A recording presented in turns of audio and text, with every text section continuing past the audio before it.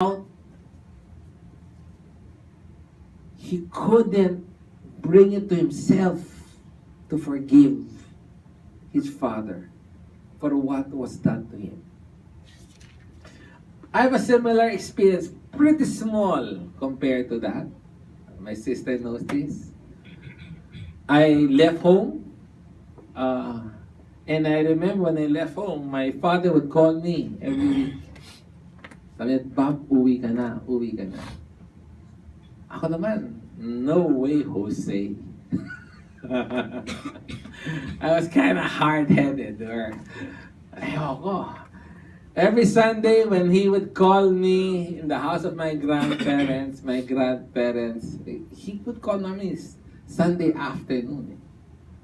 Pag ring, my grandparents would say, oh, yan na daddy mo sa telephone. even without answering the phone. And true enough, my dad, we would talk lightly and we would end not so good, right? Dad, ayoko talaga, di ako uwi. Blah, blah, blah.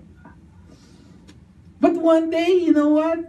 I just remember, God, one day lang, God told me, Bob, hintay lang. I forgive you, right? Oh, so what? Oh, why can't you forgive? And, it's what's because of that the next Sunday he called. It's a miracle, Dad. Thank God. I decided to go back. My friend also eventually was able to share the gospel to the dad, and I'm not sure about the ending there, if he became a believer or not. But to be a Christian is to live a life of forgiveness without limits. Why? Because God has forgiven us without limits. Right? We should not come to the point that to say that sobra na. Kumota ka na for the day, more than 7 eh. There should none. And if you think of it, as I was thinking about this, if every person, every couple practices this, mark my word, there'll be no divorce. How?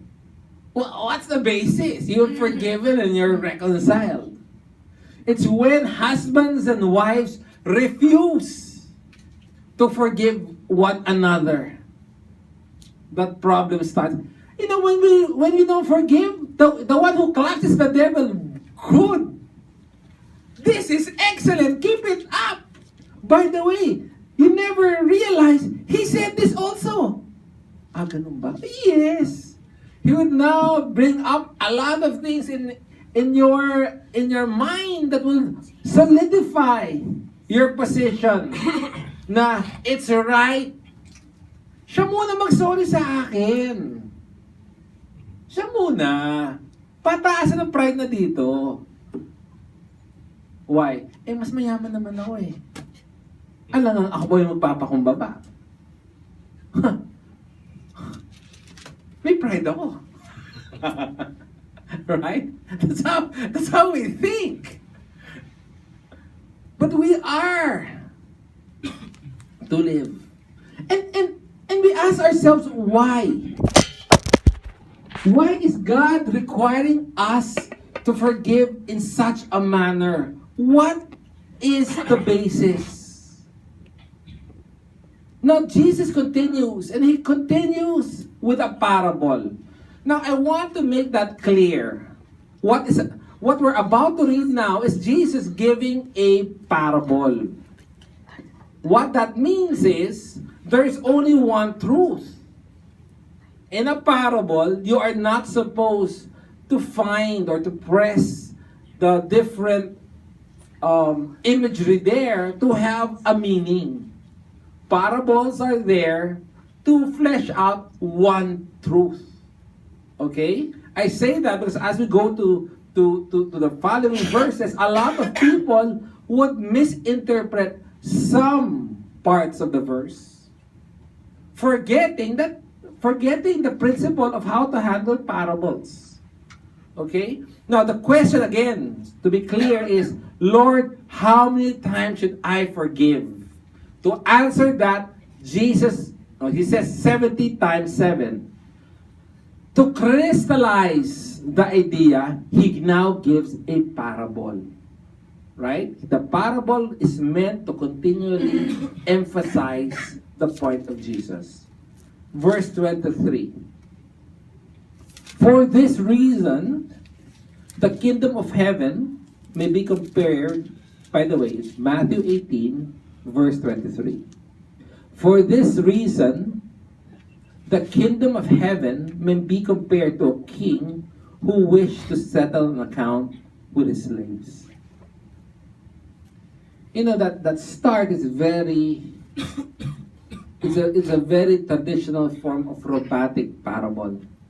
There is a king representing God, and there's a slave or a citizen representing God's people, right? And it says here, there is a king who wished to settle account with a slave. The slave here, chances are, is a governor, or he is a tax farmer. And normally, if you're a tax farmer during that time, you're kind of powerful. You're the BIR commissioner of an area. That's a very coveted position, because normally, if the king tells you to collect, let's say, 10 talents, if you get anything more than that, it's yours. So normally, that position of tax collector is a coveted position. And it's normally bidded out. Okay, in Metro Manila, the king expects 15 talents per year. Then Rafael said, I can do 16. Good. Bigyan said, no, I can do 17. It's a bidding.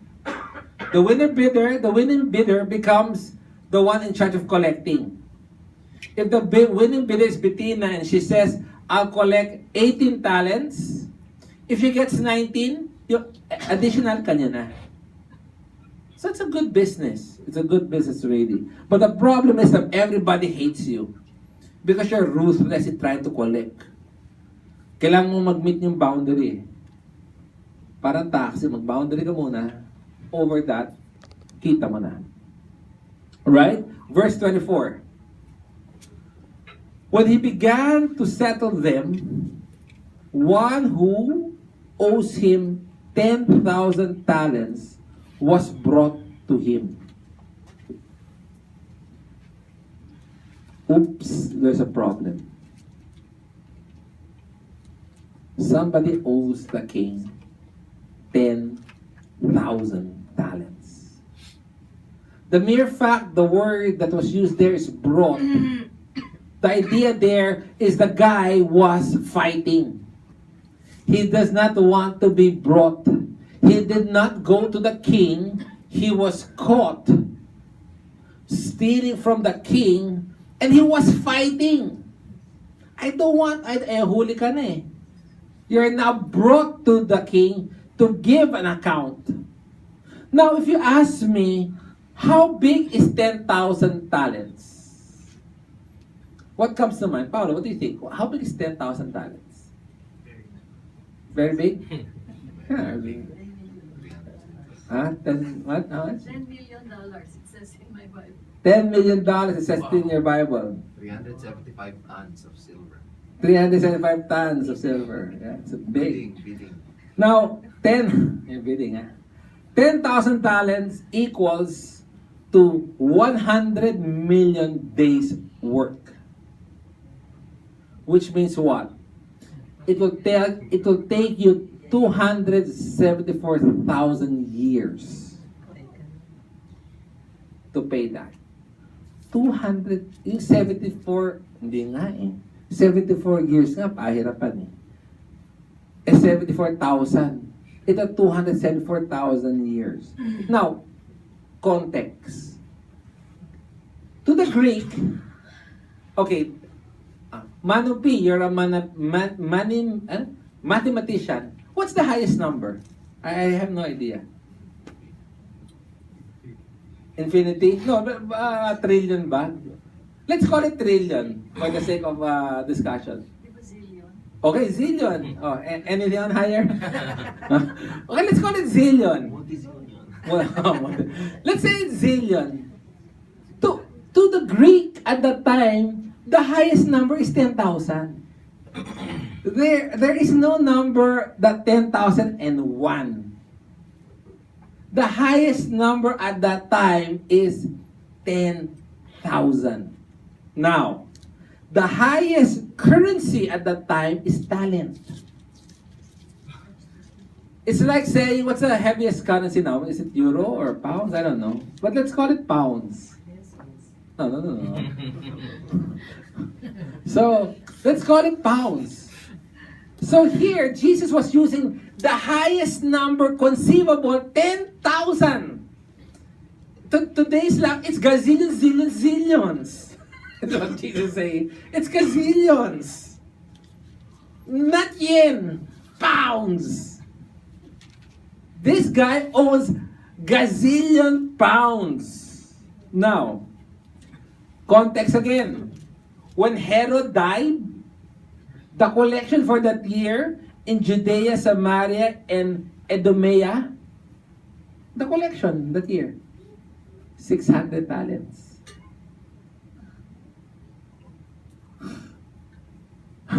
Right? 600 talents. You owe them 10,000 talents. It's really a lot. Right? And that man really owes a lot of money. In fact, the money he owns is more than the money that is in circulation at that time during the Roman Empire. The money in circulation at that time, sa Philippines, I googled it the money in circulation in pesos is 600 billion. Yung utang nitong mama is more. To put it in context, ang laki ng utang. Now, verse 25. So we see the enormity, right? The enormity. Ang laki-laki naman ng utang mo. 25. But since he did not have the means to repay, his Lord commanded him to be sold, along with his wife. To be sold, that's common, right? Along with his wife and children and all that he had. Now, because of the fact that the Bible says along with the child and children means what?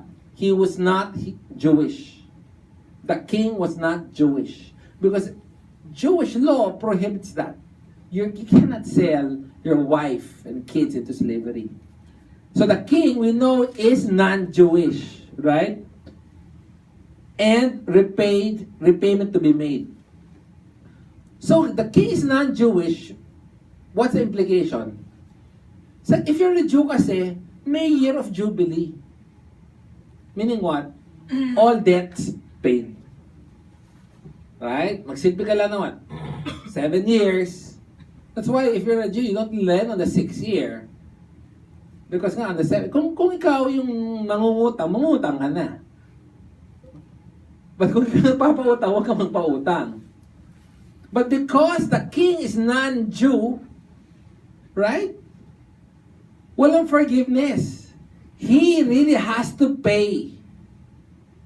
Now, 1 talent, because pay him and his family, 1 talent can get you as much as 20 slaves.